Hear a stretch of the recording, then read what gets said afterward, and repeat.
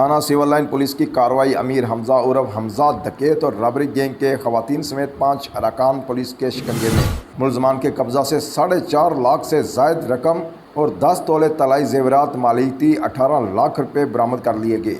ڈکیتوں اور راہزنوں کے خلاف بلا امتیاز کارروائیوں کا سلسلہ جاری ہے۔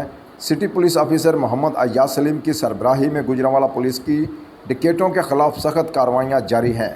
ایس پی سول لائن فرحت عباس کی ہدایت پر راحیلہ اقبال کی زیر نگرانی ایس ایچ او تھانہ سول لائن سب انسپکٹر امتیاز شاہین اور دیگران پر مشتمل پولیس ٹیم نے اعلیٰ کارکردگی کا مظاہرہ کرتے ہوئے ڈکیتی اور راہزنی کی متعدد وارداتوں میں ملوث خواتین سمیت 5 ارکان کو گرفتار کر کے دوران تفتیش ملزمان کے قبضہ سے 4.5 لاکھ سے زائد نقد رقم اور 10 تولہ طلائی زیورات مالیتی 18 لاکھ برآمد کر لیے۔